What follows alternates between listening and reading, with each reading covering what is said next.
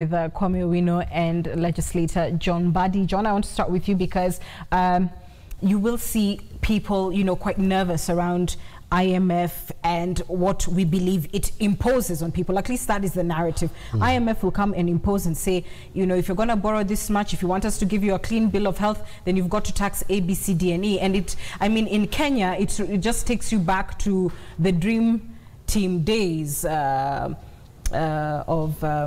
and I forget Richard Leakey. Exactly, Richard Leakey, exactly. Yes. Those days and everything that happened to our economy thereafter, more nightmarish. Should we be cautious about IMF seeming to exert some, growing influence of our economy and economic policies? Certainly. I think we all know that IMF, they are not philanthropists. IMF has its own interest in our economies across the globe. And more particularly, the developing economies are not really, we have not been very happy with the way IMF conducts affairs with us. But I want to say that blaming IMF on this taxation on fuel, I think, is just trying to find an escape route. Because IMF does not prescribe the specifics of what you need to do. What they will tell you is, as a nation, please generate more revenue internally so that you can finance your development programs. But they will not specifically say that levy this kind of tax on this commodity. Again, as Kwame did put it rightly, that the petroleum products are already taxed. It's not that we are not paying tax on petroleum products. At the moment, I think the tax on petroleum products is not less than 46%. If you add excess duty to the fuel levy, you find about 46%, if not more. So I think this talk about IMF is an excuse for doing what Kenyans would consider to be inhuman and unfair tax policy. But if you allow me, let me just put it into perspective, what the question that you asked about Parliament's involvement. I think blaming Parliament on this application of this tax is overstretching it. Why I say so is because this tax has not been in operation in this country. It was passed in 2013. It was the implementation date was delayed for 3 years. Then it was suspended for 2 years. It is something that one would not imagine that is what the government was targeting to finance a huge budget of 3 trillion. And 70 billion out of 3 trillion is a drop in the ocean, if you ask me. But again, I think where probably Parliament should have acted a little fast was to suspend this or pass finance bill before fast, so that it is assented to before fast when this tax was kicking in. But again, you'll realize and you'll agree with me that for the first time, I think we have passed finance bill before September. We always pass finance bill either in September or after September. So you moved with some speed but not fast enough. We did, but it was not fast enough. But again, we have done the right thing, and if the President would assent to this bill this week, as I'm aware that Parliament has just finalized the bill, there was consultation today between Treasury, AG office and Parliament, and the information that I got from the clerk's office when I called them is that the bill may be taken to State House either tomorrow or Wednesday. So we expect that the President, when he comes back either on Thursday or Friday, to assent it, and then we go back to where we were. So Parliament, I think, as people's representatives, we have done something. We have moved with speed, not fast enough to beat the 1st September deadline, but good enough going forward. But we'll know really the impact of your decision if Parliament does then in fact do what you said in the earlier part of the program, which is bring substantive changes, not just kicking the ball down the can. Having said that, I want to just broaden it a little bit to the state of the economy, Kwame, with you. And the government often says that you cannot develop without loans. Indeed, as we saw early in the program, and we'll just replay that for you shortly. CEO of Equity Bank Group, James Mwangi, pretty much says the same thing. It's the cost of transformation. And I know you've written a lot about this, but just talk to us a little bit about your thoughts in terms of the loans that Kenya has, and is it true that we cannot develop without taking, these significant, not the ordinary loans, a kind of martial law type loan, to get the economy or to get the country where we need to be? No. I think first, well, I watched that clip and I have to be very as polite as I can. It's time for us as Kenyans to concede that just because one person is a very successful business leader does not make them a fine economist or a fine thinker in economic policy. So the argument I got Mr. Mwangi saying is this, that what we are suffering is a necessary pain of greatness. I disagree for two reasons. One, the amount of money that's been borrowed, more than $1 trillion and before, actually about 2 trillion, over that same just 4 or 5 years is substantial for this economy.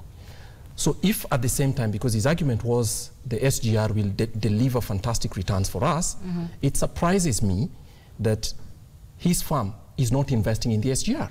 Because if it was, then that would be the place for a person who actually is an astute businessman to push his funds. So that's one reason. The second reason is that the amount of money that we've spent, it was argued that this money would actually deliver growth. It has not. So the more, so if you remember when we had President Kibaki, our debt to GDP was much, much less. And our total net present value of loans was actually something like 35–40% of what we own now, right? The economy was growing at a faster clip than what we are doing today. So it's clear to me that we cannot borrow our way to prosperity.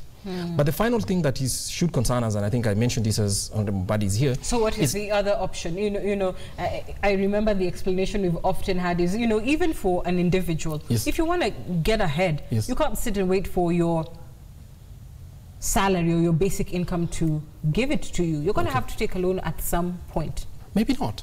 I mean, I don't say this to be. All I'm just asking is, first, the kind of loans that we got are really bad loans. How so? Why? Because I know many people compare us to Japan and all this other place. Japan pays an average of 2% on their loan.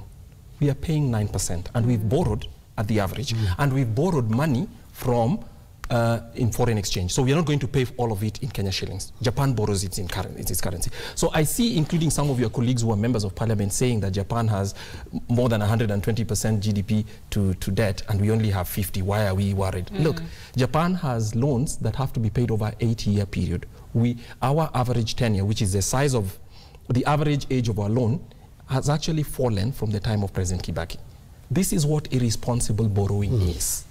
And wait, before you concede, this is also what a parliament that, whether it's the bad language of tyranny of numbers or anything, a parliament that forgets its oversight functions and continues to approve total spending and debt of 500 billion every year. Last year it was 800 billion, has got us to. We are at the point where, when President Kibaki left, we were paying 290 billion shillings to redeem loans. Now we are paying 870 this year. Remember, our total collection this year will be 1.7 trillion. Fully 50% of the money that KRA is collecting is going to paying loans. That cannot be a good position. It cannot be a good position. That's not greatness. Yeah, what do you not like about the kind of debt that we have? You see, we have spoken about this appetite for debt in this country for quite some time. Remember when Jubilee came into power in 2013, there was this excitement about development projects, going to SGR, going to energy sector, going everything. And we kept on saying, I remember saying that you cannot do everything in 1 year or 2 years. Even if at personal level, if you decide to buy chairs, you're building a house, you're buying bed and everything else, at a go you cannot afford it. So I think our appetite for borrowing came about because the government wanted to demonstrate that they could do so many things which we were not able to do. Remember the issue of the 10,000 kilometers of roads, the promise that was made. It is not realistic. If from independence to 2013, we could not do as much, and how could you then do it within 5 years? But again, look at even the way we use the loans that we take or the money that we borrow. I know this issue of Eurobond was politicized and it became such a big issue, but the point is that we could not even explain how we spent that money. In fact, we were told that that money was, some of it went to NYS programs. You would ask, probably we borrowed money to clean streets, much as it is important to make Kibera clean, to make Kisumu, whatever clean, but is it prudent enough to go out there, borrow money, and come and pay people to clean our streets? Right. So I think the way we have been spending the loans that we borrow and the amount of money that we borrow to finance our budget is, to me, that is where we lost it. And it is, because, and many of us have shouted about this. Remember, there was a time we were almost every week issuing a statement regarding the debt level and the borrowing appetite of our government, but no one was listening. In fact, the Treasury kept on giving us assurances that we are at a safe level, that our debt is not as bad, and they were quoting figures, as Kwame is mentioning it about Japan. Now see where we are. Having said that, and I beg your pardon because we are running out of time, just very briefly, we are where we are, one way or another. What other options, Kwame, and I know you've already said that, you know, first of all, this budget should not have been passed, it's just unreasonable, but having said that, we are where we are. So what other options does government have other than punishing taxation to raise those revenues? Are there other options? Not many. But let's start with the fact that if we borrowed money, we already have to pay. My view is that because Honorable Mbadi has spoken about the fact that Parliament has committed a bipartisan approach to actually reviewing the VAT Act, there's one thing that we can't escape. Government is going to have to find new sources of money just to redeem the debt to begin with.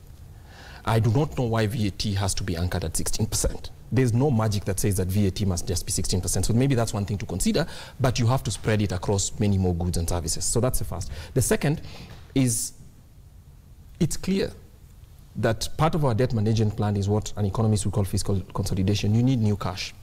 Government has a lot of parastatals in its hands, which could actually be used, privatized, and redeem this debt. But the final one, please establish a hard constraint, not on borrowing, but on spending. Because if you have a constraint on spending, telling government you can't spend more than this amount, you naturally borrow. And what are we spending too much on? Very quickly, top line. Is it the infrastructure projects? It just shouldn't cost that? I mean, the infrastructure project, thanks to President Kenyatta, you already said that some of them are frozen. We are not finishing. Yes. And I hope, my view is this, I hope we do not get another loan to extend the railway line beyond Naivasha. Because if we do, we are adding another 400 billion to our debt. So when you see us talking to the Americans, talking to the British, now in China, I am worried, certainly.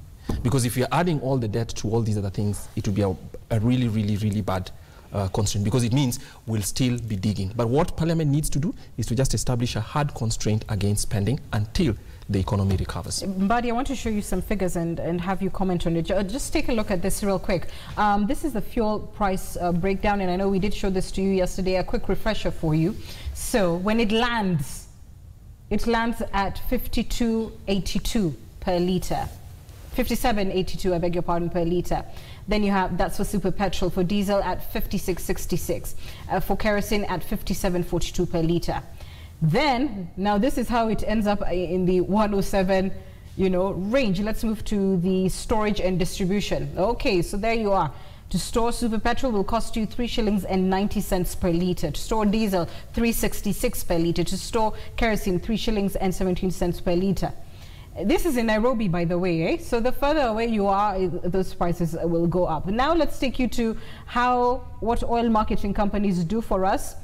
They've got to make their margin. So super petrol, it's 10 shillings and 89 cents per litre once they're selling it. Diesel, they're adding 10.89 per litre. For kerosene, they add on 10.89 as well. Now, on top of that, you heard all those other levies that we've talked about, leave alone this 16% that we're talking about. So for super, it's at least 55 shillings and 19 cents per litre. For diesel, it's 43.87. For kerosene, it's 25.93.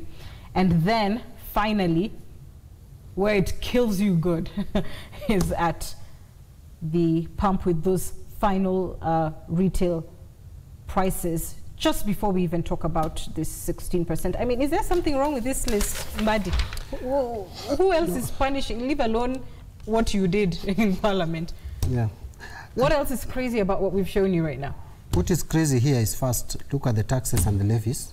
Look at it and you will realize that we are paying almost the same amount as the landing cost. And that shows you that, we are already, and that is why we were... The taxes and levies is, are already Actually, 55 on petrol is almost the same as 57 shillings, the landing cost. So you are taxing the same amount as it lands, or the cost of the product. And landing cost means the cost you buy, the cost of buying it or purchasing it, plus transporting it into this country. So all that is equal to the tax that we levy. And then you want to now add again another 16%. It's unfair. But besides that, we need also to look at possibly the efficiency. Although looking at the storage and distribution, you realize that probably efficiency has improved.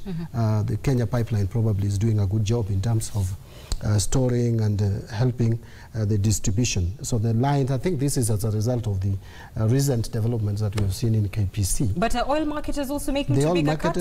Probably yes, probably no, because, well, 10 shillings, it's debatable. I don't know whether you would call 10 shillings out of 57 such a big margin, but that's I think 10 bob on every litre. Yes, every litre. But yes. Anne, that 10 shillings is shared between the retailer, the company that imported it, and all the transport costs. So really, so I don't think it's much the bigger markup or margin.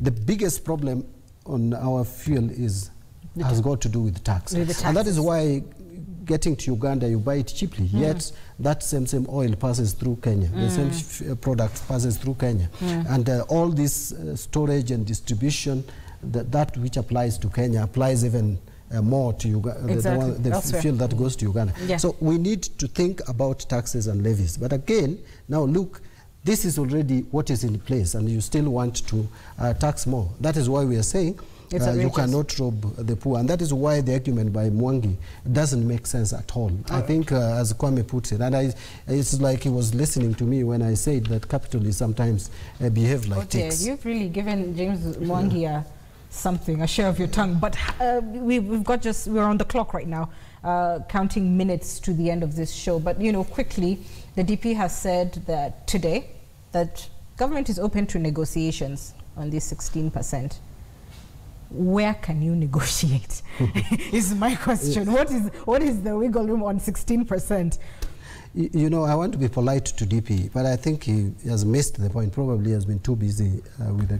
Don't say the go to auction. But anyway, let me with the campaign. You see, the point is there's nothing really to negotiate about here. The point is, let the president come and sign this bill into law so that we go back to where we were. In fact, the DP should have given assurance that he has already picked a phone, because he speaks to the president every minute, that he has already spoken to the president, and the president has agreed that the moment he lands here, he will sign the finance bill into law, and then Kenyans will not have this problem anymore. Kwame, real quick, but he's talked, like we have reported, and like he said, everybody's just looking at President Kenyatta right now.